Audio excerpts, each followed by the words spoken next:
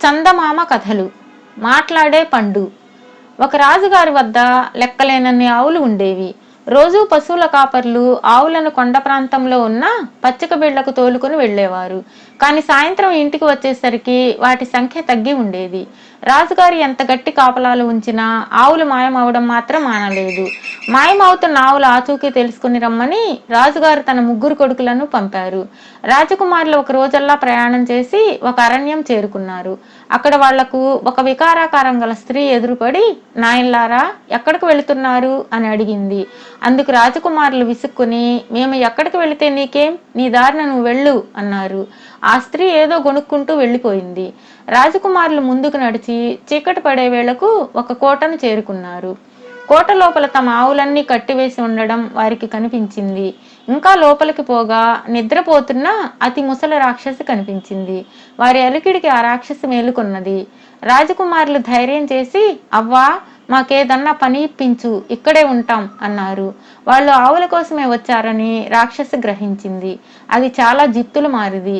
తన ఒంట్లో శక్తి ఉడికిపోయినాక తన మాయోపాయాల చేతనే తన శత్రువులను చంపుతూ వస్తున్నది. అది రాజకుమారులను కూడా అలాగే చంప నిశ్చయించుకుని, సరే అబ్బాయిలు, ఆవులను పాలు పిండే వేళ అయింది, వెళ్ళి పాలు పితుక్కురండి, రేపటి నుంచి నా ఆవుల ఆలనా పాలన అంతా మీదే అన్నది. రాజకుమారులు సరేనని వెళ్ళి గంగాళాల నిండా పాలు పితుక్కుని వచ్చారు. రాక్షసి పాలను కాస్తూ ఉంటే రాజకుమారులు బయట చేరి ఆవులను తప్పించడం గురించి ఆలోచించసాగారు.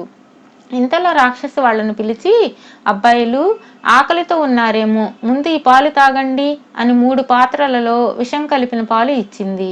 రాజకుమారులు ఆ సంగతి ఎరుగక పాలు తాగి మరణించారు. రాక్షసి ఆ 3 ఒక పెట్టెలో దాచింది. తన కొడుకులు ఎన్నాళ్లకు తిరిగి రాకపోయేసరికి రాజుగారికి దిగులు పట్టుకున్నది.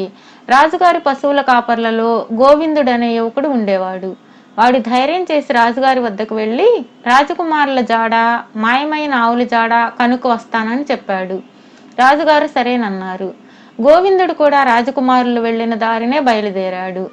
వాడికి కూడా వికారాకారం గల స్త్రీ కనిపించి, నాయనా, ఎక్కడికి వెళుతున్నావు అని అడిగింది. గోవిందుడు ఆమెకు తను వెళుతున్న పని గురించి చెప్పాడు. అందుకామె, ఇంకా కొంత దూరం వెళ్ళావంటే నీకు ఒక కోట కనిపిస్తుంది. అందులో ఒక జిత్తులు మారి ముసలి రాక్షసి ఉంటున్నది. నా చెల్లెల సహాయంతో అదే మీ రాజుగారి ఆవులను కాజేసింది. అవసరం తీరినాక అది నా చెల్లెల్ని చంపేసింది. ఈ పాటికది మీ రాజుగారి కొడుకులను కూడా చంపే ఉంటుంది. వాళ్ళకి ఈ విషయం ముందే చెబుదామని అనుకున్నాను, కానీ పలకరిస్తే నా మీద చిరాకు పడి వాళ్ళు వెళ్ళిపోయారు అన్నది.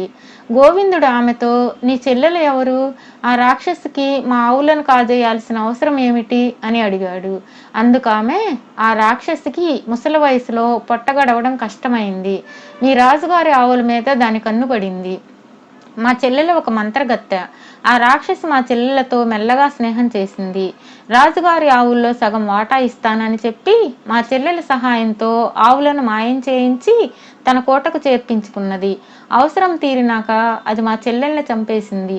అన్యాయంగా మా చెల్లెల్ని చంపినందుకు నాకు ఆ రాక్షసి మీద చాలా కసిగా ఉన్నది.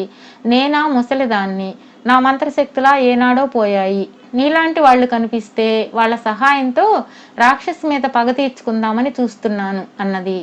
అంతా విని గోవిందుడు, ఆ రాక్షసి బారి నుండి రాజకుమారులను మా ఆవులను కాపాడే మార్గం ఉంటే చెప్పు అన్నాడు.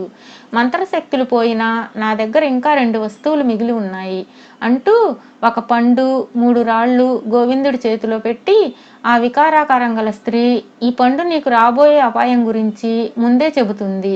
ఇది మాట్లాడే పండు. దీనితో నీ అవసరం తీరిపోయాక ఈ పండులోని విత్తు తీసి నీటిలో అరగదీసి చనిపోయిన వారి మీద చల్లితే వాళ్ళు తిరిగి బ్రతుకుతారు. ఈ రాళ్ల కింద ఏమేం కావాలో అది అవుతాయి. నువ్వు రాక్షసుని చంపుతావని నాకు నమ్మకం ఉంది, వెళ్ళిరా నాయనా అన్నది. ఆమె ఇచ్చిన వస్తువులను తీసుకుని గోవిందుడు కోటకేసి బయలుదేరాడు. కోటను చేరుకుని ముసలి రాక్షసుని చూసి గోవిందుడు తనకేదన్నా పని ఇప్పించమన్నాడు. వీడు కూడా ఆవుల కోసమే వచ్చాడని పసిగట్టిన రాక్షసి, సరే నా ఆవులను చూసుకుంటూ ఉండు అని లోపలికి వెళ్ళి పాలు తెచ్చి ఎంతో ఆప్యాయంగా వాణ్ణి తాగమన్నది. తాగకు, అందులో విషం ఉన్నది అని పండు గోవిందుణ్ణి హెచ్చరించింది.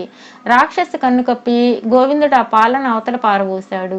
పాలు తాగి కూడా గోవిందుడు బతికే ఉన్నందుకు రాక్షసి ఆశ్చర్యపోయి, అక్కడ పడక ఉన్నది, వెళ్ళి పడుకో, చాలా పొద్దుపోయింది అన్నది. పడుకోకు, కందకంలో పడతావు అని పండు గోవిందుణ్ణి హెచ్చరించింది. రాక్షసు వెళ్ళిపోయాక గోవిందుడు పడక ఎత్తి చూస్తే దాని కింద ముళ్ళ కంచెలతో నిండిన లోతైన గొయ్యి కనిపించింది. రెండోసారి తన ప్రాణం దక్కినందుకు గోవిందుడు సంతోషించాడు. రాక్షసు మటుకు గోవిందుడు చచ్చాడే అనుకుని నిశ్చింతగా నిద్రపోయింది. గోవిందుడు రాజకుమారుల కోసం కోట అంతా గాలించాడు. వాడికి రాజకుమారుల శవాలున్న పెద్ద పెట్టె కనిపించింది. వికారాకారం గల స్త్రీ చెల్లెల శవం మాత్రం కనిపించలేదు. రాజకుమారుల శవాలను మోసుకుపోవటం సాధ్యం కాదు. అందుచేత వాడు ఇక తనకు పండు అవసరం ఉండదని నిర్ణయించుకొని దాని విత్తనం తీసి నీటిలో అరగదీసి ఆ నీళ్లు రాజకుమారులపై చల్లాడు. వాళ్ళు వెంటనే బతికి గోవిందుణ్ణి గుర్తుపట్టారు. తర్వాత నలుగురు కలిసి పశువుల కొట్టానికి వెళ్ళి పశువులను విడిపించి వాటిని తోలుకుంటూ కోట దాటారు. గోవిందుడు వికారాకారం గల స్త్రీ కోసం చూశాడు, కానీ ఆమె ఎక్కడా కనిపించలేదు. ఈలోగా రాక్షసి లేచి గోవిందుడి పక్క చెక్కు చెదరకుండా ఉండడం గమనించి అనుమానం వచ్చి పశువుల కొట్టంకేసి వెళ్ళింది. పశువులు లేవు. గోవిందుడు వాటిని విడిపించుకు వెళ్ళాడని గ్రహించి పెడబొబ్బలు పెట్టుకుంటూ వచ్చింది. రాజకుమారులు, గోవిందుడు రాక్షసి అరుపులు విన్నారు. అది పెద్ద పెద్ద అంగలు వేసుకుంటూ సమీపిస్తున్నది. గోవిందుడికి తన వద్ద ఉన్న రాళ్లు జ్ఞాపకం వచ్చాయి.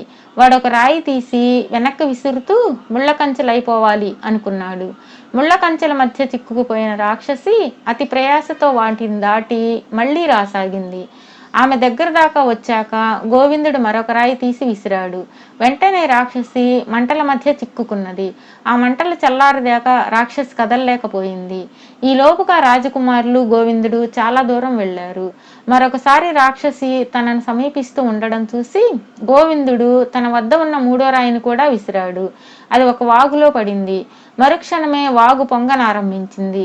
అయినా రాక్షసు వాగులోకి దిగి దాన్ని దాటేందుకు ప్రయత్నించింది. అయితే ప్రవాహం రాను రాను హెచ్చి అందులో రాక్షసి కొట్టుకుపోయింది. సాయంకాలానికల్లా గోవిందుడు రాజకుమారులతోనూ ఆవులతోనూ రాజుగారి ఇల్లు చేరి జరిగిందంతా రాజుగారికి తెలిపాడు. రాజుగారు సంతోషించి గోవిందుణ్ణి తగిన విధంగా సత్కరించాడు.